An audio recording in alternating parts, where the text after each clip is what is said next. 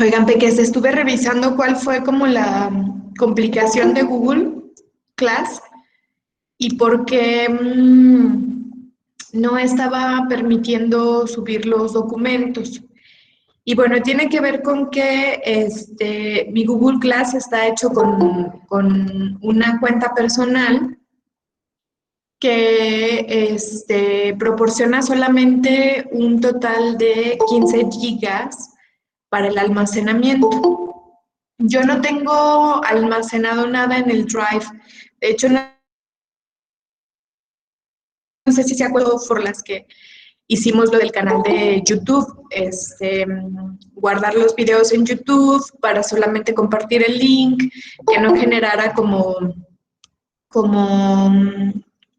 espacio de almacenamiento de alguna manera, ¿no? Bueno, el asunto es que estuve revisando y parece ser que todos los trabajos que se guardan en Google Class también se almacenan automáticamente en el Drive. Eso es algo que no podemos como modificar, ¿no? Es parte de la estructura de Google. Entonces, pues se llenó el total, es decir, los 15 gigas de almacenamiento que dan, se llenó justo con sus trabajos. Y como justo somos 15 grupos y cada grupo tiene alrededor de, pues, ¿qué será? De 33 estudiantes, pues finalmente son trabajitos que pesan mucho y llenaron el almacenamiento, ¿no? Entonces, lo que hice fue, pues, tratar de como de liberar espacio. Lo primero que hice fue, perdón, pincel al ataque. Hice una liberación de espacio a través del correo electrónico. Claro que no representó absolutamente nada y pues ya lo que hice fue efectivamente comprar espacio en Drive, ¿no? Porque pues lo vamos a necesitar, o sea, no es como que todavía nos queda una semana de clase, nos falta el proyecto final y pues eso representa cuando menos, pues, ¿qué será? Cuando menos 10 trabajos de cada grupo, entonces 50 trabajos, ¿no? Entonces se va a requerir. Les voy a pedir una cosa, les voy a pedir un favor. Sé que muchos de ustedes, los que tuvieron complicaciones, me lo mandaron al WhatsApp y mi correo electrónico. Les voy a pedir encarecidamente, aunque represente más trabajo para ustedes, que me hagan el favorzote de subirlo a Google Class. Ya modifiqué la fecha de entrega para que no les vaya a aparecer como entrega con retraso. Lo puse justo a entregar hoy a las 11:59, o sea, como si hubiese sido el día de ayer, para que si lo suben, no vaya a aparecer efectivamente como entrega con retraso. Pincel. ¿Hazte por aquí, gordo? Muévete. Entonces, sí me pueden apoyar con eso, por favor, porque pues significa un apoyo muy importante, porque eso me permite revisar los documentos en una sola plataforma. Y teniendo tantos grupos, pues al final del día sí representa ayuda revisarlo en el correo electrónico, etcétera, ¿no? Y también durante cada parcial subimos nosotros evidencias sobre sus trabajos y sus aprendizajes. Entonces, no me gustaría que apareciera como esa actividad como una actividad con pocas entregas. ¿De acuerdo? Entonces, si por favor me apoyan todos, todas y todes con subiendo nuevamente su actividad. Bueno, solo aquellos que lo hayan enviado al correo electrónico, ¿sí? Al Google Class. Bueno, ok. ¿Tuvieron oportunidad de revisar la asignación de esta semana? ¿O aún no? ¿Sí? Citlali, sí. Sí, maestra. ¿Y tienen alguna duda en particular sobre el proyecto?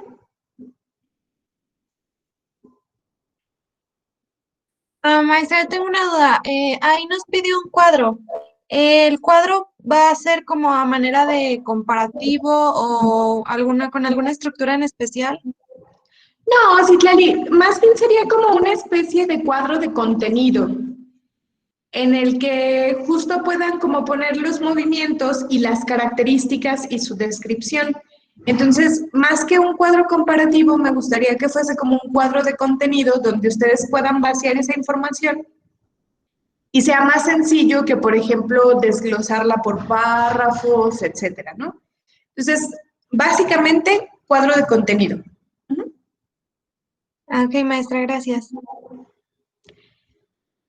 Bueno, denme un minuto para abrir justo nuestro Google Class. Mm,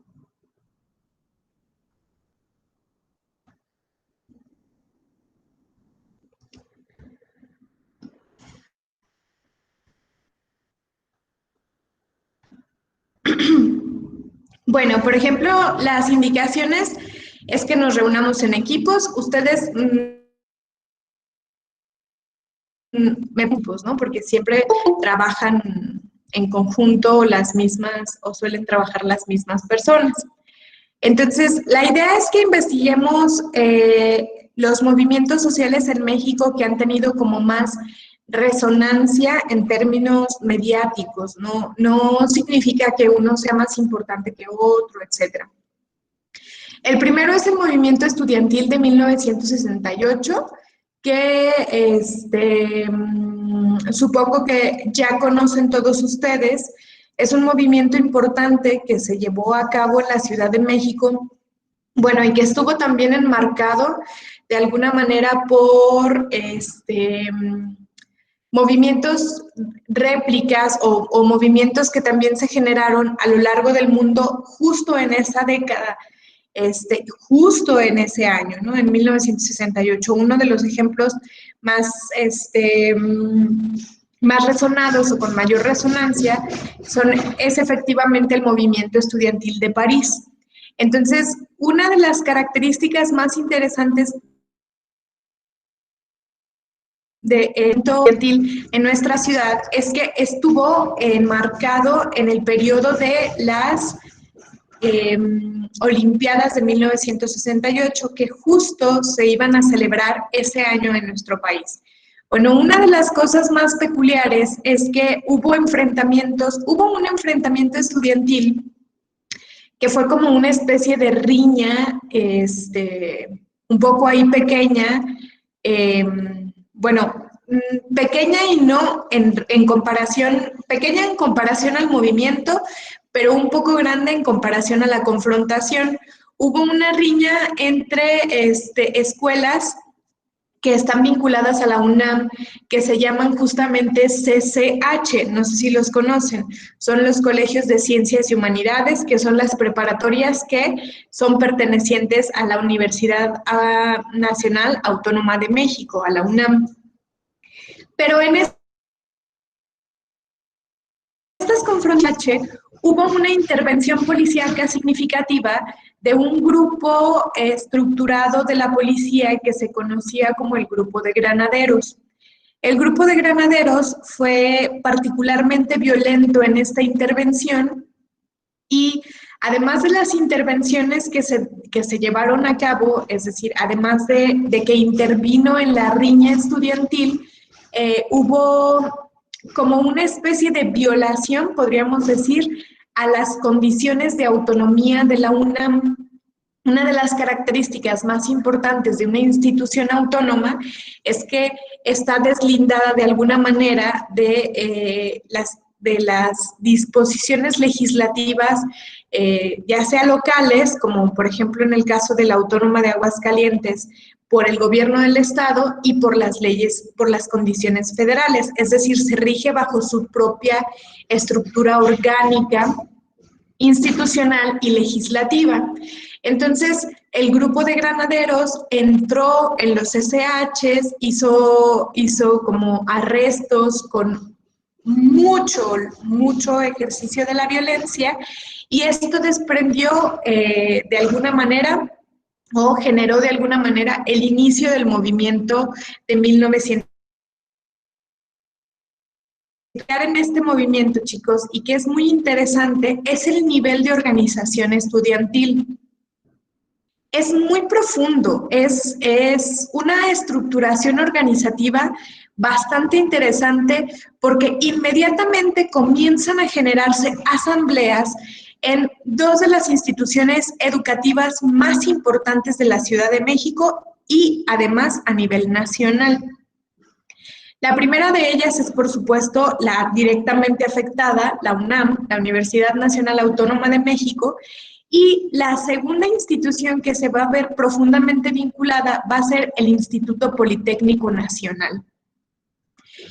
Cuando comienzan las asambleas, se generan reuniones en los afamados auditorios de la UNAM. Estos auditorios comienzan a exigir, bueno, en primera instancia, estas asambleas comienzan a exigir un respeto justamente de la institucionalidad que representa a los espacios educativos y, por supuesto, los del Instituto Politécnico Nacional. Otra de las características importantes es que además de las organizaciones se van a ver vinculadas otras instituciones educativas como lo es la Escuela de Arte La Esmeralda, la Escuela de Pintura, Arte y Escultura La Esmeralda, y también otras instituciones importantes que van a aportar diferentes dinámicas al movimiento estudiantil. Evidentemente, las asambleas establecen jerarquías organizativas. No significa que haya una jerarquía que sea vertical, es decir, que haya alguien como más importante que el siguiente y que el siguiente. Por el contrario, se establece una organización que es horizontal y que permite que todos estén en iguales condiciones, pero en estas asignaciones cada uno desempeñará labores distintas. Entonces, por ejemplo, se organizan unos para comprar insumos importantes como telas, pinturas para pancartas, cartulinas, etcétera. Otros se dedican, por ejemplo, a la creación de volantes, el volantaje y la creación de fanzines, como periódicos o gacetas estudiantiles fue sumamente significativa, porque justo a través de esto es que todo el movimiento estudiantil fue proliferando, es decir, fue generando que más estudiantes dentro de las instituciones fueran sumándose cada vez más. Después, el movimiento evidentemente tenía una denuncia muy abierta y muy clara ante la situación. Esta denuncia tenía directamente que ver con la violencia policíaca ejercida contra los estudiantes. Una de las medidas del gobierno, justo para demostrar que México fue efectivamente con represiones violentas, controlar las protestas estudiantiles.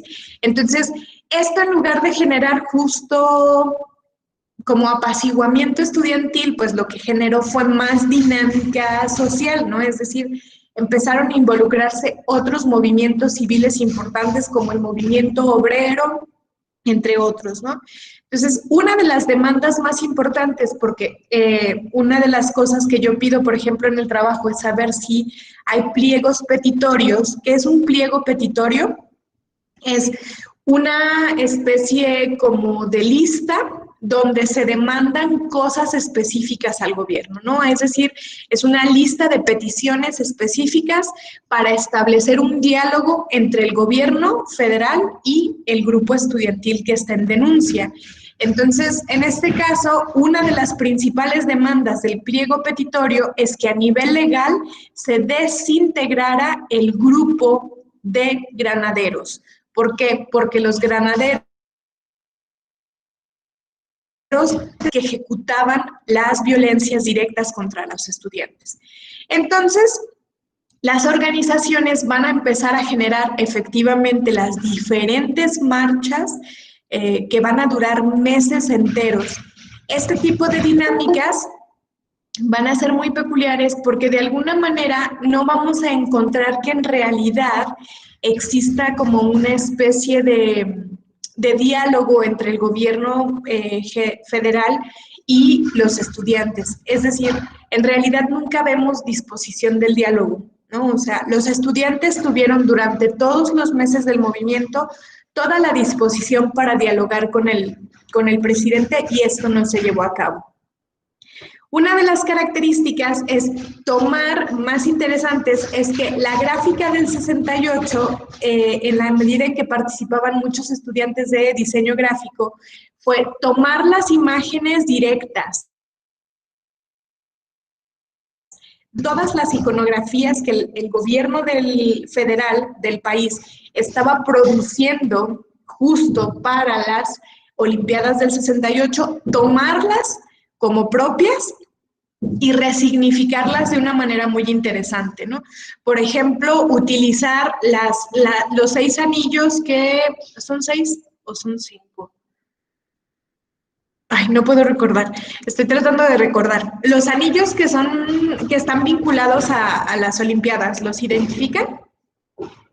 Tomar esos anillos y colocarlos debajo de un tanque de guerra, como si las Olimpiadas se utilizaran como pretexto para atacar a los estudiantes, ¿no? Y otra de las cosas más simbólicas es tomar justo la iconografía de la Paloma de la Paz de las Olimpiadas del 68 y atravesarla que era el arma característica del grupo de ganaderos. Justo lo que el gobierno federal deseaba ante todo es reprimir este tipo de expresiones antes del desarrollo de las Olimpiadas, porque efectivamente las Olimpiadas representan juegos pacíficos e iba a ser un poco irónico que en un país hubiese revueltas antes de efectivamente las Olimpiadas.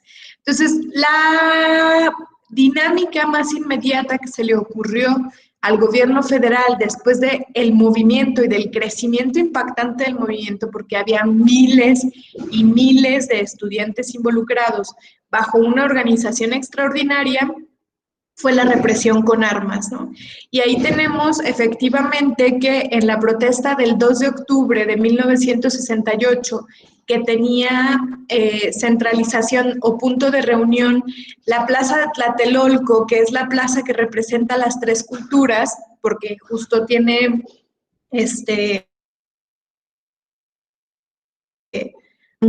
edificios que están vinculados a las 3 culturas, pues en esa efectivamente hubo una represión gubernamental a través de las armas que generó un asesinato de cientos de estudiantes que aún no podemos, en términos de archivos transparentes, definir la cantidad de estudiantes asesinados ese día, pero fueron cientos de estudiantes, ¿no? Entonces, fue una masacre estudiantil bastante terrible, a la que hoy por hoy, 52 años después, se sigue exigiendo justicia, pues nunca lograron definirse cosas. Los estudiantes que no fueron asesinados y que fueron apresados por el grupo de ganaderos estuvieron como presos políticos algunos años en el ahora Archivo Nacional, que es el Palacio de Lecumberri, y justo hasta este sexenio, el sexenio de Andrés Manuel López Obrador, es que los archivos de hecho han sido abiertos al público. Antes eran archivos prohibidos para su investigación. ¿Por qué? Pues porque ha sido uno de los crímenes más cruentos y más sangrientos que el gobierno mexicano ha ejecutado contra su propia población, ¿no? Entonces, este va a ser el primer movimiento que vamos a analizar, sus características, sus demandas de justicia, su pliego petitorio, las dinámicas que llevaron a cabo para la transformación. Muchas cosas cambiaron en México a partir de 1968, ¿no? Pareciera que durante algún tiempo algo más que los estudiantes murieron esa noche, ¿no? Pareciera que murió el espíritu de lucha en este país, pareciera que efectivamente la represión generó miedo a niveles muy profundos, porque además esta represión armamentista se replicó en 1971, ya bajo la presidencia de la primera en el 68 fue con Díaz Ordaz y Luis Echeverría como secretario de Gobernación, pero cuando Luis Echeverría asumió la presidencia, en el 71 hubo otra represión. Entonces, a ser de impacto, hoy tenemos estudiantes que ya son libres, que fueron presos políticos y que año con año siguen haciendo denuncias, ¿no? Y incluso estos ya ahora adultos estuvieron muy involucrados, por ejemplo, en las búsquedas de los estudiantes de la normal de Ayotzinapan, los 43 desaparecidos, ¿no? Bueno, el siguiente movimiento que les presenté, que ya son más actuales, es el movimiento Yo Soy 132. El movimiento Yo Soy 132, les decía yo, se llevó a cabo justamente en el periodo de campaña política en el sexenio en el que contendieron a la presidencia de la República Enrique Peña Nieto y Andrés Manuel López Obrador.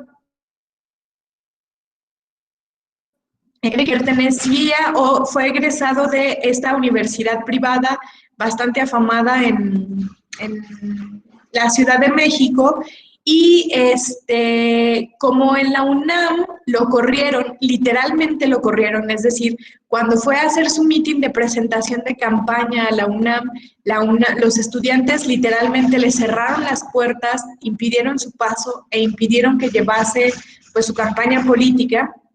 Él asumió públicamente, incluso lo dijo, que le iban a aceptar en la universidad de la que él había salido. Si me permiten un minuto, voy a conectar mi computadora para que no se apague.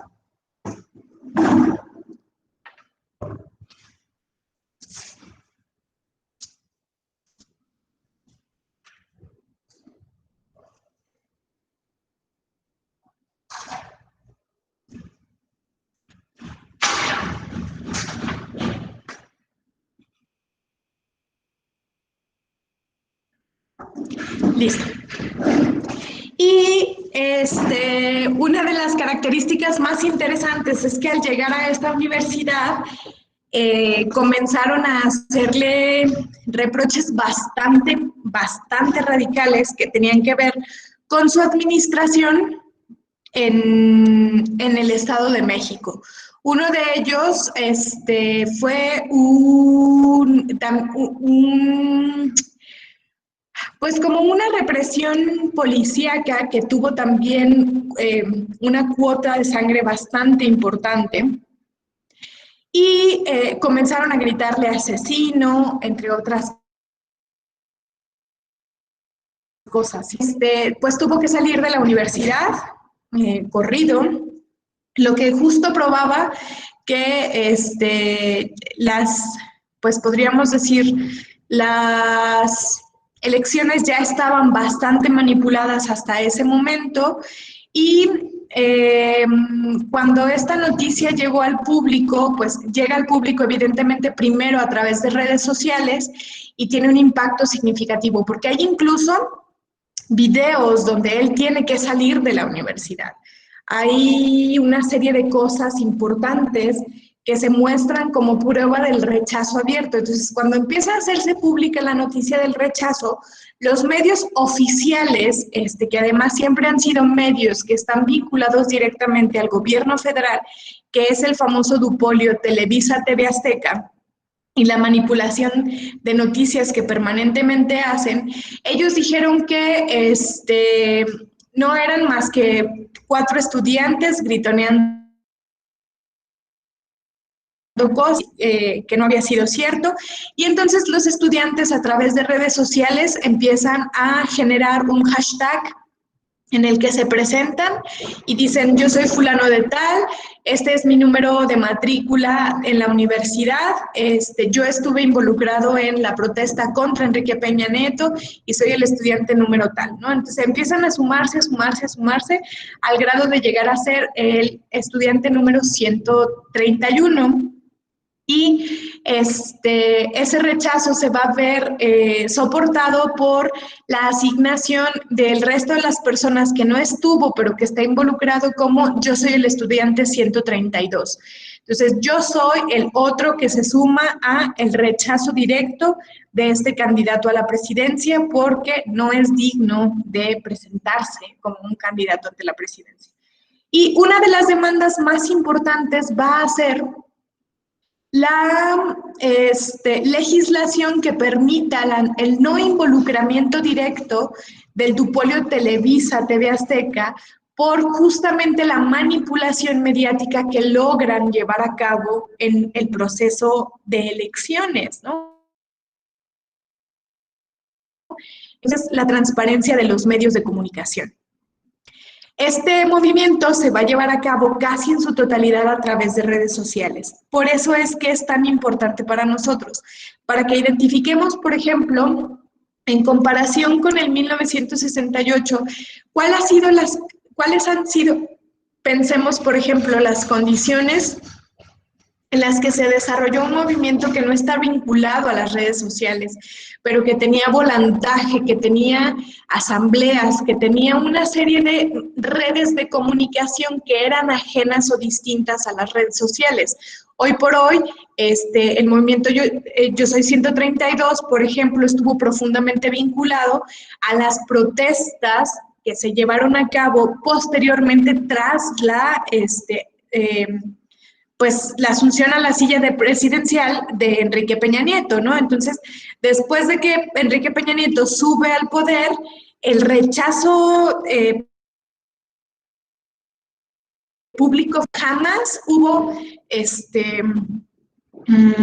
podríamos decir, en la historia de un país, un presidente más deslegitimado que Enrique Peña Nieto, porque la legitimidad social era ausente, ¿no? Casi en su totalidad. Entonces, el movimiento Yo Soy 132 tuvo profundo impacto en estas condiciones. Y finalmente, el último de nuestros movimientos, Peques, es el movimiento feminista actual. No podemos hablar abiertamente de feminismo de forma individual. Hay que concebir que hoy por hoy hablamos de teorías feministas o feminismos, diferentes tipos de feminismos que van desde el feminismo radical, el feminismo liberal, el feminismo queer, etcétera, etcétera, etcétera, ¿no? Es decir, con base en las diversificaciones de las opresiones históricas que se han llevado a cabo a través de las diferentes culturas hacia las mujeres, pues se han generado diferentes teorías feministas. Lo cierto es que hay una de satanización en torno al movimiento, ¿no? Entonces, lo que a mí me gustaría es que, por ejemplo, identificáramos cuáles son las demandas de justicia de los movimientos feministas, especialmente en México, porque en México hay un directo enfrentamiento contra el Estado, ¿no? Pareciera que el movimiento feminista trata de exigir al Estado el reconocimiento de que hay una emergencia nacional, que en este caso es efectivamente el asesinato de 11 mujeres diarias solamente por su condición de mujeres, ¿no? Es decir, que mueren bajo condiciones específicas de feminicidio, de violencia contra la mujer. Entonces, las redes sociales han significado aspectos importantes, ¿no? Porque en las redes sociales o hay una satanización del movimiento o hay una proliferación del movimiento, ¿no? O sea, el movimiento feminista también ha tenido un impacto significativo en la manera en la que se difunde y se conecta a través de redes sociales. Entonces, me interesa mucho que lo analicemos, el movimiento movimiento feminista rechazado, por ejemplo, por, pues no sé, por las pintas en las paredes, por las destrucciones de espacios, pero lo cierto es que todos los movimientos sociales a nivel mundial y a nivel histórico, a partir justamente de las sufragistas hace 2 siglos, es que se llevan a cabo así, ¿no? O sea, difícilmente ningún movimiento tiene un impacto directo sobre las estructuras del Estado. Y podríamos decir de manera abierta que pues el movimiento feminista no ha asesinado a ninguna persona, ¿no? En cambio, el machismo mata en nuestro país 11 mujeres cada día. Entonces,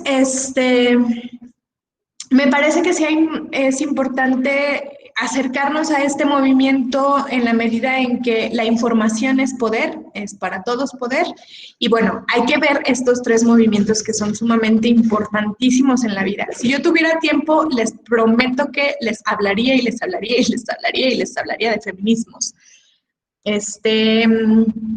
Y estaba revisando, ya una vez que revisamos nuestros movimientos, que vemos como las características de cada uno de estos movimientos, lo que quiero que hagamos es un cuadro en el que se señalen, pues, cómo surge cada uno de ellos, es el surgimiento, los participantes, la duración en caso de que tengan durabilidad, por ejemplo,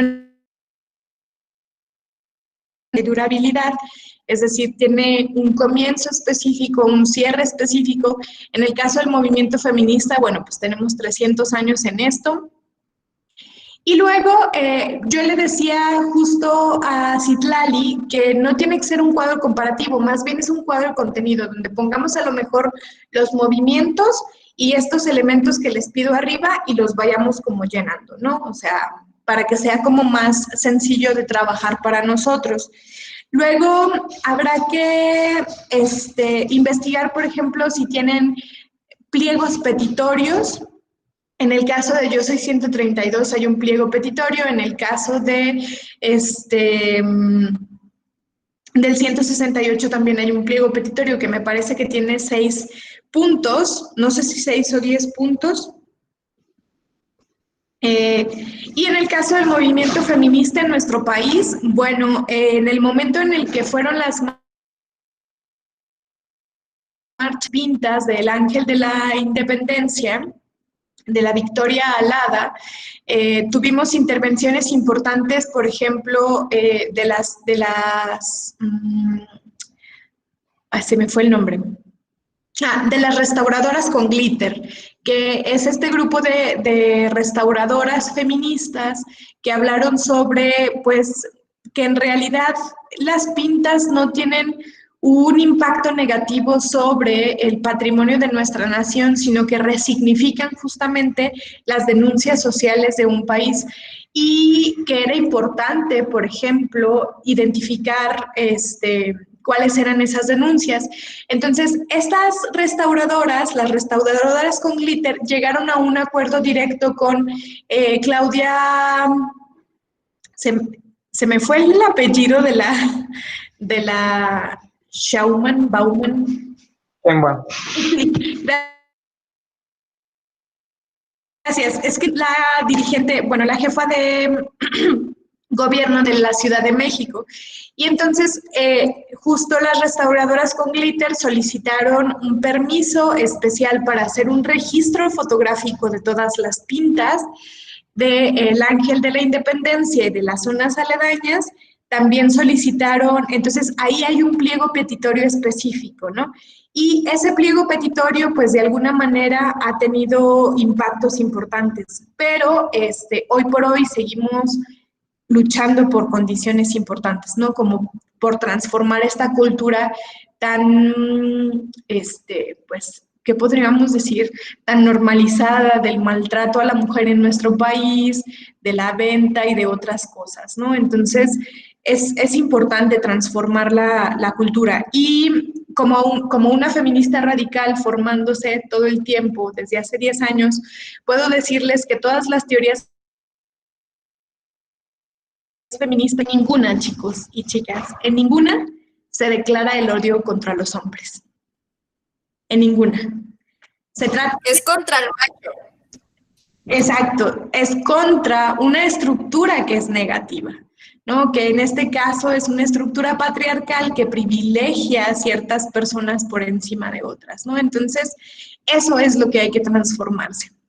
Entonces, bueno, después de que ya hayamos hecho todas esas investigaciones y nuestros cuadros, habrá que investigar cómo es que las redes sociales, en este momento de globalización, pueden influir en la transformación social.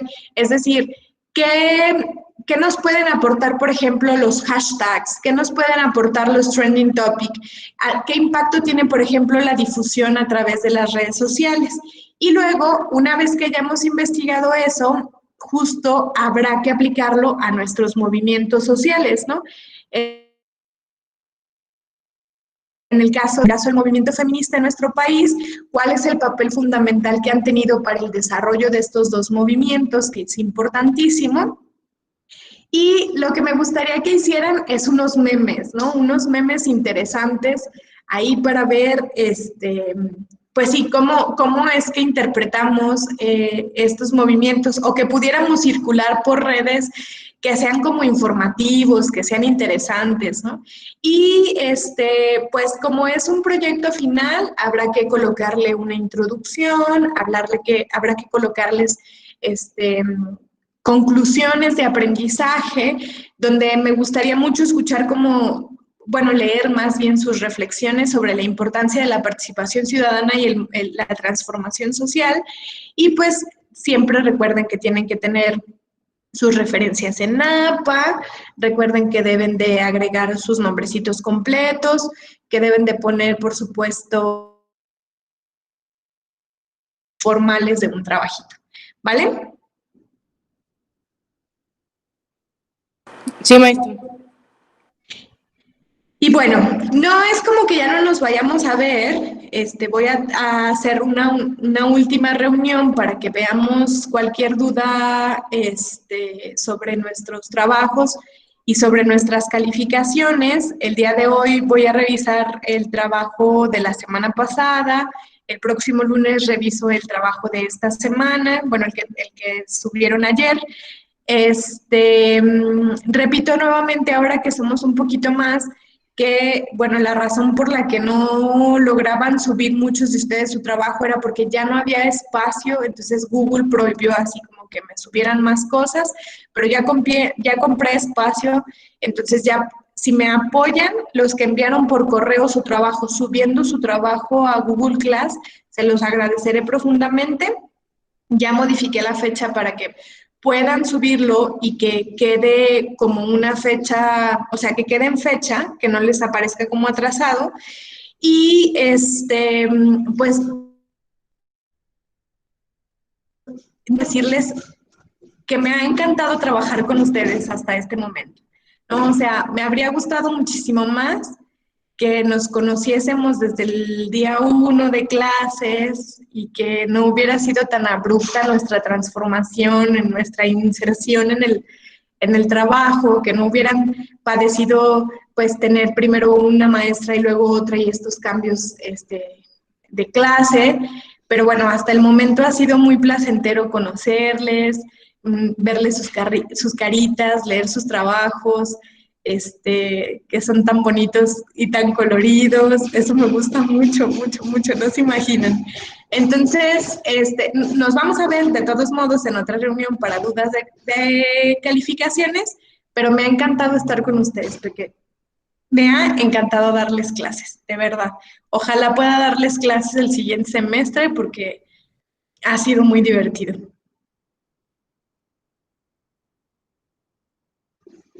Y bueno, si no tienen duditas, o alguien tiene alguna duda.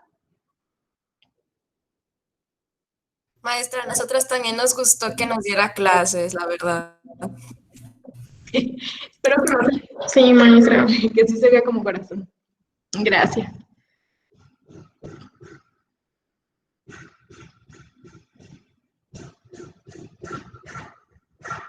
Bueno, entonces, si no tienen dudas, peques, Vamos a parar aquí nuestra reunión y seguimos en contacto para cualquier duda que pudieran tener. Ya saben, tenemos nuestro chat de WhatsApp. Lo resolvemos y nos ponemos de acuerdo para la sesión de resolución de dudas de calificaciones, ¿vale?